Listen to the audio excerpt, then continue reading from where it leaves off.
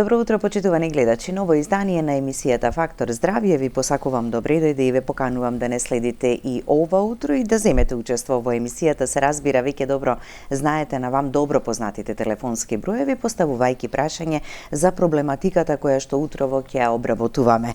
Камен во уринарниот тракт, состојба која знае да предизвика силна болка и силен дискомфорт. Камен во уринарниот тракт, дали станува збор само за камен во бубрегот или пак и во другите делови на уринарниот систем?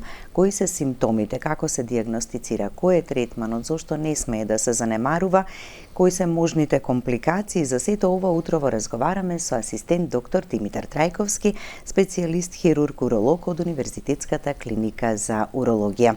Добро утро и добре ни дојдовте во Фактор здравје. Година и половина помина од вашето последно гостување.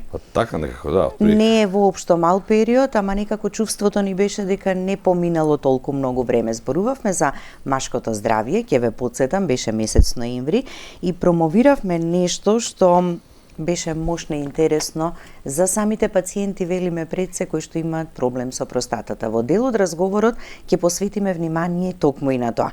Сакам сега на почеток анатомијата на уринарниот систем, кои се делови, што значи камен во уринарниот систем. Благодарам на поканата, уште еднаш. Почнавме со онаа состојба која минатиот пат ја дискутиравме, бенигната простатична хиперплазија или зголемена простата. Таа исто така има свој ефект и во настанување на камења, тема која денеска ја дискутираме, така да многу работи во медицината, во рамката и урологијата се поврзани, има допирни точки, се испреплетува, така и ова. Таму како компликација на таа состојба се јавува камен во мочниот меор. Една од можни компликации. Ете каде они една со друга се поврзани. Инаку уринарниот тракт во основа е поделен на две половини, горна половина која ја сочинуваат бубрезите и каналите мочоводи, на македонски уретери ги викаме ние стручно, со кои урината која се создава во бубрезите се практично транспортира, спушта до мочниот меор кој е па резервоар. И на неколку сата, во просек 3, таа се евакуира, измокрува во акт на мочање, македонски народно кажано, или микција, се измокрува во надворешна средина преку канал кој е исто така вика уретра, мочовод кој се урината спроведува во надворешна средина. Камењата можат да се јават, се најдат на секоја една од овие локализации. Значи не се само од бубрегот, бубрежни камења. Во основа камењата се создаваат во бубрегот, бидејќи тоа е фабриката за урина. Таму практично на многу места може да дојде до пореметување, заради што од еден микронски фокус, ние нидус го викаме, може да почне процес на налепување на слоеви, тоа исто како во зима од мала топка, кога се истркала може да добиете голема топка на онаа што прават деца снежко. Слична е и ова физички гледано, овој механизам формира, меѓутоа тука се напластуваат слоеви од минерали и исто така и од органски компоненти, да сега не детализираме, не е потребно, но на еден или друг начин постепено се формира од најмала честица до камен кој може да има 2, 3 и повеќе сантима, во мочниот меор може да имате 10 сантима, целиот мочен меор да биде блокиран од камен, тоа се ретки состојби, али но сепак се знаеме дека постојат и имало такви, сме имале сите повеќе и помалку големи камења. Од бубрегот каменот, значи во основа бубрегот е статичен каменот, не предизвикува најчесто проблеми, особено е кога е помал и така долги години може да остане. Меѓутоа, ако е истиот тој камен поставен во тие одводни делови од бубрезите, значи вратови на чашки, таму веќе се камењата проблем прават, велиме, обструкција или нарушување на празнењето. Тоа е камен во бубрек кој знае да направи проблем во самиот бубрек. Во основа каменот проблемот го прави кога од бубрегот ќе падне во каналот. Ќе почне да се придвижува. Така е. Да. И во каналот вие имате 15 сантима канал кој е со промер од пола сантим до сантим и ако во него падне камен од 1 сантим, веќе јасно е дека таму ќе има проблем во празнењето на тој бубрек, пошто тоа е одводот, и не само тоа, ќе има проблем и во самиот канал, значи ќе има ефекти према него, истиот тој се грчи, се обидува да го спушти каменот, да се ослободи на природен начин, сето тоа се манифестира со болка. Симптоми, да. И затоа викаат болката не е надејна, во еден момент ќе почне и таа е грчевита. Значи не е тапа тиштечка, него е остра грчевита болка и е исклучително моќна и прави сериозно нарушување во општата состојба, да. Состојбата, да. Тоа е она што е во рамки на болка. Меѓутоа, таа е само една од можните проблеми во рамки на појава на камер, значи Може да биде придружено и со други дополнителни апсолутно симптоми. ќе направи инфекција. Најчесто, бидејќи нарушување во празнење значи застој. Урина која е застојна има можност да, односно неминовно во одреден момент ќе се умножат во неа бактерии, тоа исто како вода која не е проточна, застојна вода, таа бара, например, таа е полна со бактерии за разлика од некој поток кој е проточен. Мислам, таа е аналогијата, идентична и во организмот. И како споредба е добро за да можеме да го разбереме подобро. Практично на уринариниот тракт може да биде локална, но може да се искомплицира, да стане системска инфекција, значи бубрегот да се воспали, се вика тоа пилонефрит во нашата номенклатура, или да излезе надвор од уринарен тракт, да направи сепса, септичен шок и како можни компликации. Да. Ќе погледнеме блок реклами, па ќе продолжиме Ајде. со разговорот. Останете со нас до самиот крај, повелете, јавите се и поставете прашање.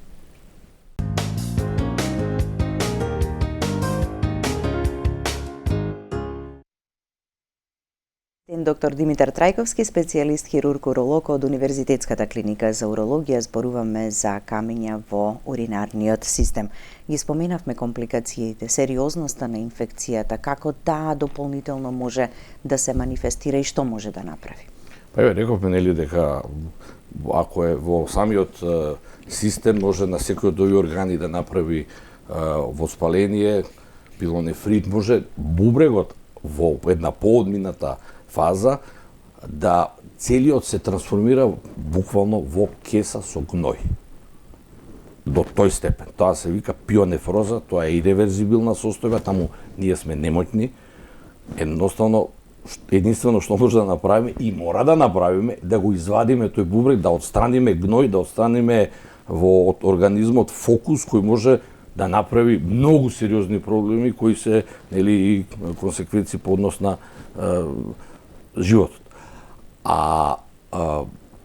Покрај инфекција, камен, обструктивен камен го викаме тој. Значи каменот кога ќе падне или се заглави во нешто прави обструкција.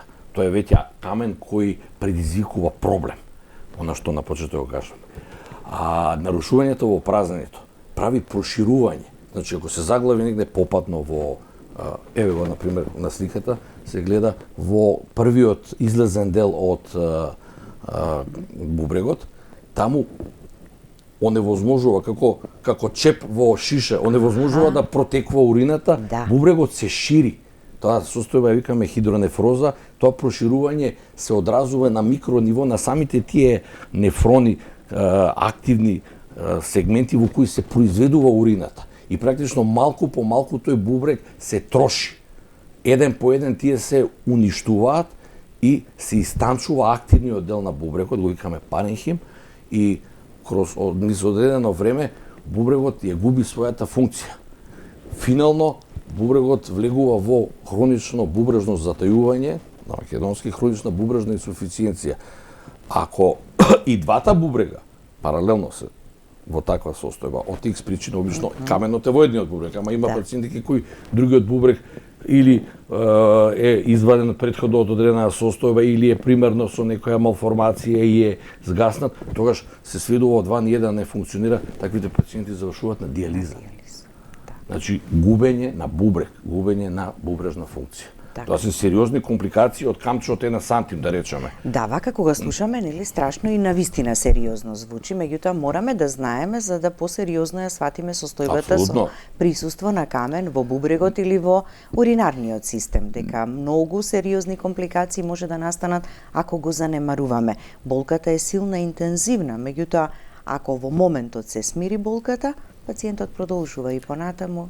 Да, и болката, камењата тоа оди остојуваат. значи во бранови, во Да. напади оди. И многу е значено пациентот да дојде и да ја иследиме состојбата, да ја процениме тежината значи на состојбата и ако е потребно да реагираме и инстантно во моментот, значи има состојби каде што кога комплетно ќе се запуши системот и на прак е на развојна инфекција или таа е веќе се развиена, урологот мора, како знае и умее, да направи дезобструкција, значи во превод тоа е да обезбеди правец да го отвори тој канал или ако не успее да го отвори, треба да направи нов. Значи ние ставаме стентови, тоа се тенки пластични цевчиња низ природните канали за да покрај каменот се обезбеди простор да се празни урината. Ако е тоа невозможно, а има и такви ситуации кога каменот комплетно се го затворил просторот, ние сме должни и на друг начин да направиме преку слабината, влегуваме под контрола на ехо, правиме нов канал да влеземе во бубрегот. Значи, на еден или друг начин ние мора да обезбедиме дренажа. Особено ако постои инфекција, тоа е првата фаза да го смириме системот, бидејќи операција да правите во активна фаза е многу ризично. Да. Кога тоа ќе се смири, тогаш каменот го третирате оперативно да го практично решите проблемот трајно. Сега и тоа е дискутабилно колку еден камен трајно може да се реши бидејќи може повторно да се создаде, така? Токму така. Проблемот со камењата е тоа што се повтараат. Рекуренца постои, значи таква е склоноста, тоа е веќе во генезата, во формирањето. Едноставно некои се посклони кон формирање. Да, постои хередитарна или наследна компонента, детерминирана генетски. Значи, нели има фамилии кои имаат камења, каде што ако родителот нели има камен, постои веројатност сериозно голема и првото поколение има камен, значи првата линија, мислам имаше некоја статистика, меѓу 15 и 30% е веројатноста на првата линија на значи поколение на роднини да имаат камен воколку другиот има. Така да тоа е поврзано значи со метаболички процеси во организмот, процесуирање на ниво на клетка.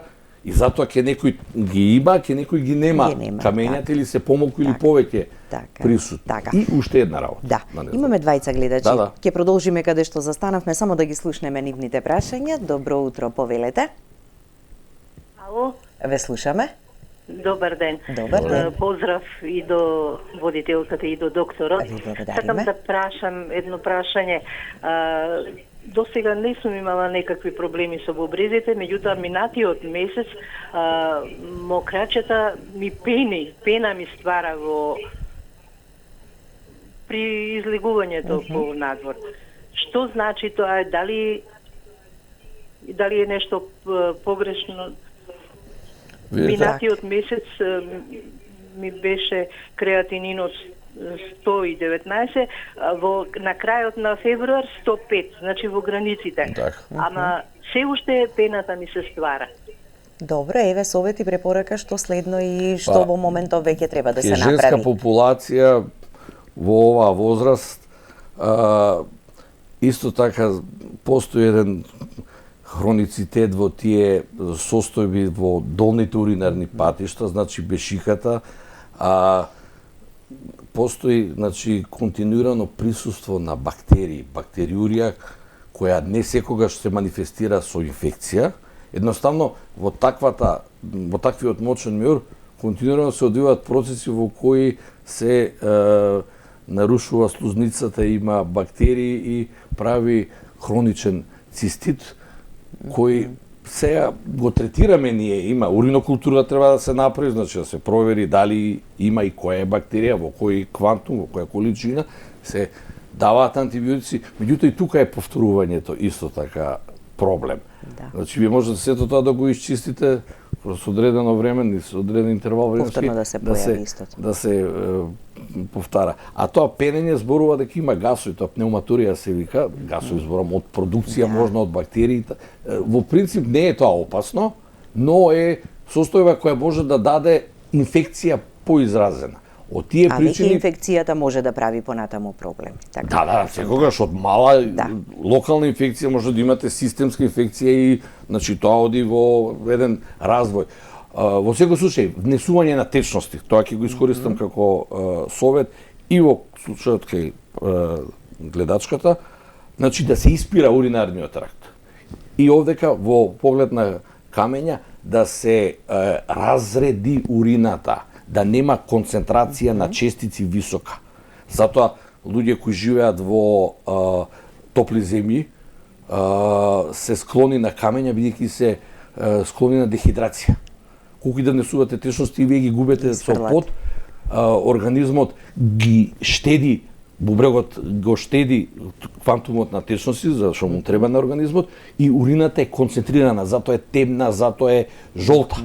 Таквата урина концентрирана е одлична средина за формирање на камења. И во таквите зони Саудитска Арабија има некои 15 до 20% калкулоза, например Европа во просек 1 до 5%.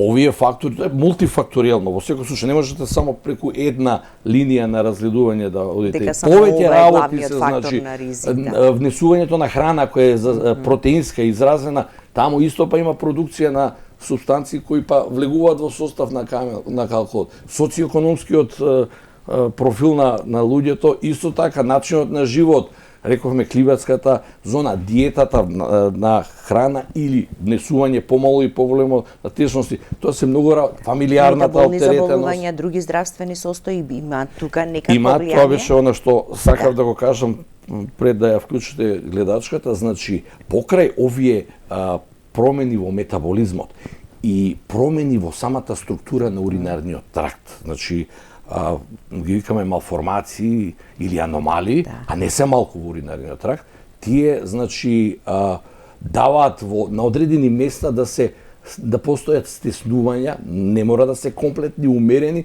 и тоа се како слаби точки кои фасилитираат, придонесуваат за појава на камен. Да.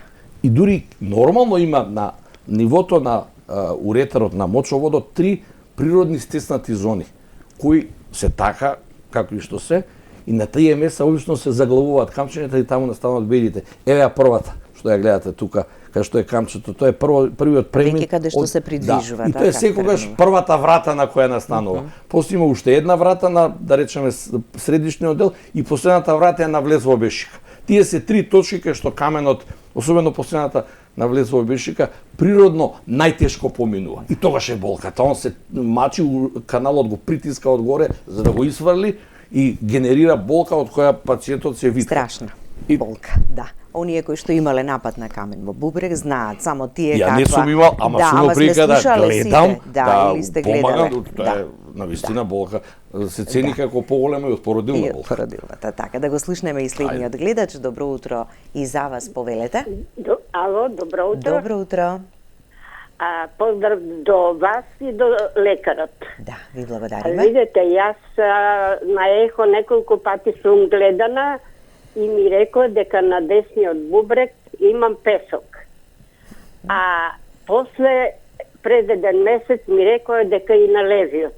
Ама на десниот повеќе, па многу болки имам, па понекогаш, ако сум возрастна, ме терам да плакам, толку што имам силни болки.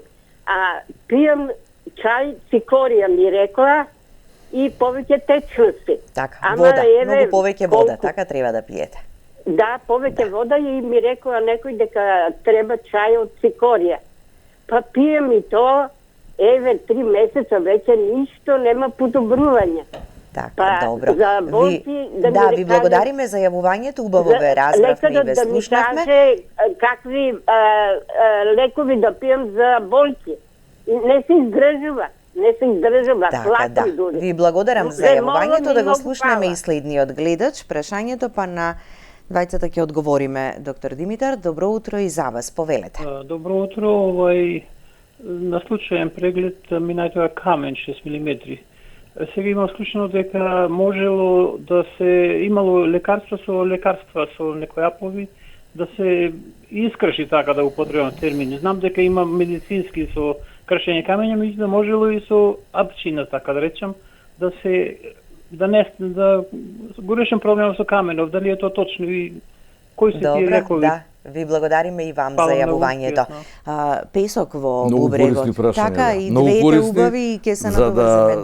Да. Повод да дадеме одговори кои ги мачат многу од луѓето. Значи, песок е категорија која многу често се сретнува во описите на колегите од рентгенолозите или интернистите кои ни ги доставуваат тие, најчесто ги доставуваат тие извештаи или ехо на бубрез, ехосонографија. Песок е нешто што постои, не е спорно тоа, така и настанува каменот, нели, од најситна честица до еден формиран камен.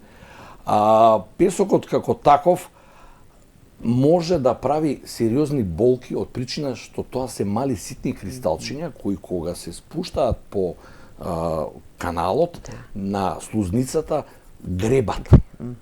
И таа болка е тоа гребење е дотолку големо да предизвикува сериозна болка. Оттаму е она корелација дека не значи голем камен дека ќе има голема болка.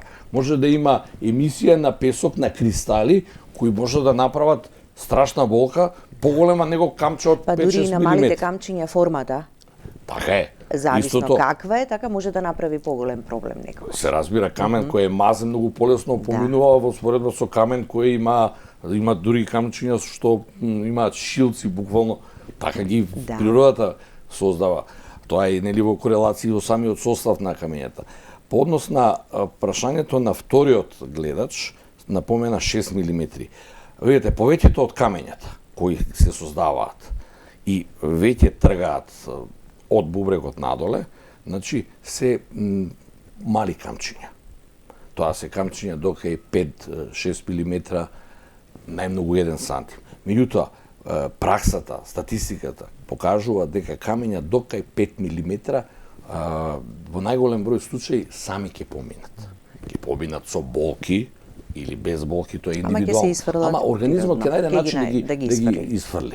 Кога ќе кочат на тие места кај што се нели природни стеснувања, ќе ги има тие болки и така натаму. Но таквите камења очекуваме да се евакуираат. Даваме препораки, тука е она што велиме течности, пошто со внес на течности сега не превенираме. Сега му помагаме на бубрегот од горе да лачи течност, да ги практично истушира камењата од низ каналот и да ги евакуира. Пошто каменот кога ќе помине низ каналот, за секунда завршува болката. За секунда. Инстант. Како што за секунда почнува, така за секунда... Како ништо да не било. Токму така. И таа големина од 5-6 мм е горна граница на која се очекува да се спонтано евакуираат, што не значи дека нема и 8-9 мм. Ние некад се чудиме ќе ни донесат камен, видите што измокрив, доктор, гледате камен како џамија детска. Може ли, како што праша, со лекови, никаква терапија, нешто да се постигне, или повторно треба убаво да се согледа состојбата и ситуацијата и да се направи проценка што да се преземе? Ние као хирурзи, таа терапија конзервативна на растварање на камења, видите, тука има народни лекови кои што многу широк диапазон, многу широк диапазон, има многу производители кои разни дури билни препарати на пазарот внесуваат. За нас е многу тешко тоа да го цениме дали е или не. Едно е сигурно, течности 2 до 3 литра и превентивно и терапевтски кога треба да се измокри камен во 24 часа, 2 до 3 литра. Каков бил облик на течности? Вода, чај, сокови, едноставно бубрегот да има што да измокри. Втора работа, потребно е аналгезија, значи спазмолитици, тие се спазбекс познат, кој го релаксира каналот, овозможува да има доволно широк промер да го каменот спушти. И они аналгетици, цела една лепеза, ни фламки, тонали и така. Но тоа е индивидуално. Секој си има свој лек кој му помага. Треба да се превенира компликација, да се утврди дали каменот води кон некоја сериозна состојба. Тоа е но и сега и во поглед на третманот има многу новитети, така што не мора секогаш класичната операција и хирургија. И сега за тоа ќе зборуваме по уште еден блок реклами, да погледнеме, останете со нас до самиот крај.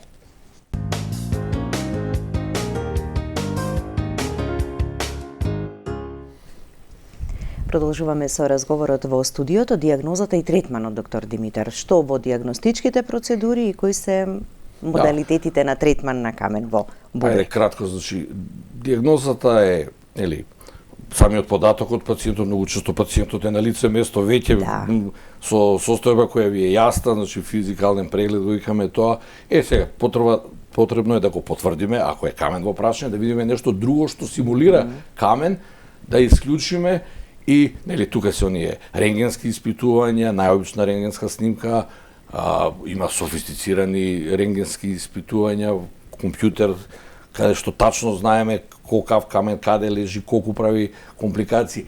Ехосонографските ултразвучни испитувања, тие се полесно достапни, брзо достапни, а многу ни даваат од она што се вика информација и проценка, да тој калкул, ако е таму, го процениме каков е, колку и што треба да направиме за него. Така, да. Лабораториски анализи, компјутерска томографија треба? Тоа е она што го кажа компјутерско снимање, компјутерска томографија, која прецизно ни ги информациите, ти прави пресеци на целото тело, на сите органи, точно можеме да видиме проширување на бубрек, да видиме каде е камен, дали има во кои димензии, на кое ниво.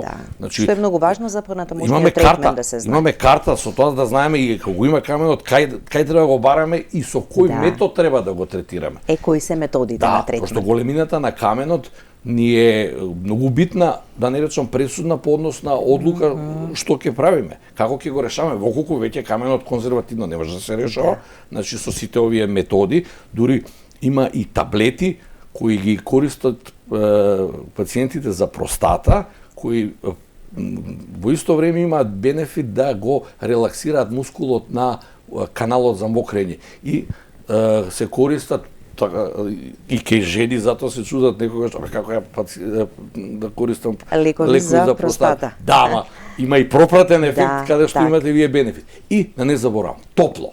Значи пациент кој има болка бубреж, да може да се најде секаде, кај што нема услови за лекарства, за тесности, топло, врела вода у шише, у термофор ја става на слабината. Топлото го релаксира мускулот.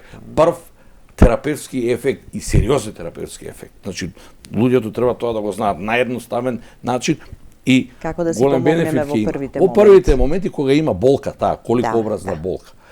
Терапијата, рековте, постојат повеќе терапевтски модалитети и можности, порано оделен на оној класичен конзервативен начин на операција со рез, значи,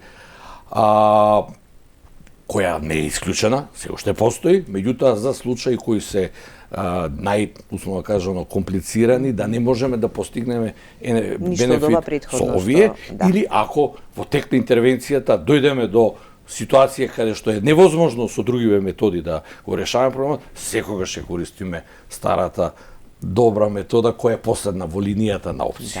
Инаку, ендоскопските методи, преку самите мочни патишта, ние доаѓаме во бешиката, од бешиката го наоѓаме, еве го, каналот уретер и доаѓаме под контрола на камера до самиот камен и истиот го кршиме. Го кршиме на различни начини.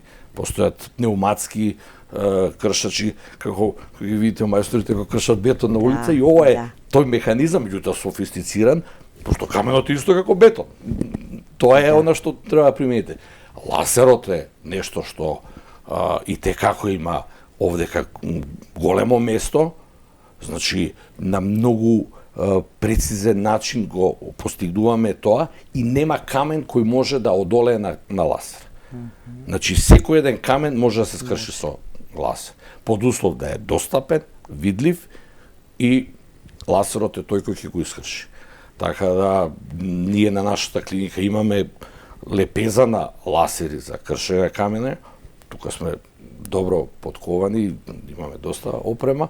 Сега секогаш тековно, нели, можни се, нели, состојби каде Да. Но генерално сме во тој поглед, во третман на камења добро спремни за... Так. Кога станува збор за оваа проблематика, да не се дозволи да се дојде до ситуација да се оштети бубрегот, да се создаде, да се направат сериозни инфекции или пак евентуално, не дај Боже, и да откаже бубрегот. Ја споменавме простатата. И зголемината простата какви може проблеми да направи, и ласерот кога го споменавте, и тука сакам да ја споменеме таа техника ласерска операција на зголемена простата. Во урологијата има широка лепеза на здравствени проблеми, ама она што е специјалност и ваша голема љубов во професијата е всушност простатата, Да. третманот на простата и оваа проблематика за која што претходно Ласерите зборувавме. и дивниот учинок во третман на простата, тоа се веќе ткива кои се третираат. Ова се нели формации на депозити на минерали, али едното и другото со различни типови на ласери се третираат. Ласерот има сериозно големо место во медицината, во урологијата особено, бидејќи ни помага да како извор на енергија да решаваме препреки, да решаваме камења, да третираме ткиво без крварење, без компликации, зборувавме минатиот пат, да практично сето она што значи да отвориме канал, да го вратиме во нормала, она што треба да го поправиме, да кажам. Ласерот е исклучително значаен. Прогресија во последните 20 години има неверојатна, се разви во различни профили на ласери, различни типови, секој си има свое место. Меѓутоа, принципот е секаде сличен, многу прецизно, многу нежно треба да третирате, бидејќи тој е исклучително и опасен ако е во погрешни раци. И прецизност и стручност. Што значи за пациентите, кај кои пациенти со зголемена простата може да се примени ласерската техника? Значи, таму ја третираме простатата, простатичното ткиво нараснато, кое па во тој дел го нарушува празнењето, она што каменот го прави како блокада на празнењето низ уринариот тракт, нараснувањето на простатата, природното нараснување простатата што оди со возраста, тој аденом што го викаме, него го третираме со ласерот. Ваму е камен, ваму е ткиво. Да. Меѓутоа, бенефитот е многу голем. За 2 дена пациентите се... Ето е многу важно какви придобивки има 2 за до 3 дена пациентот, дома, во најголем број на многу случаи. често застапен проблем кај машката популација по 50-та година, така, За зголемената простата. Да, апсолутно, тоа е нешто што е најчеста состојба уролошка. Најголем ден од пациентите во уролошка амбуланта се јавуваат заради простата.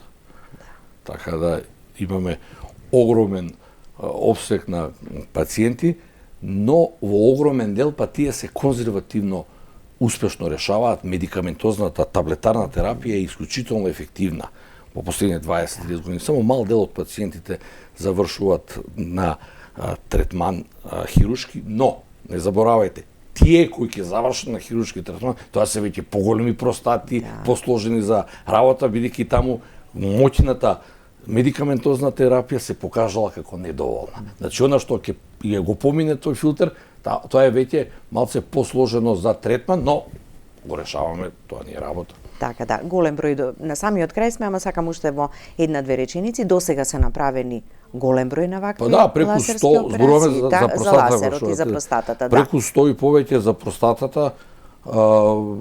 И кога во пракса гледате какво олеснување е за пациентот кога ќе се направи оваа интервенција?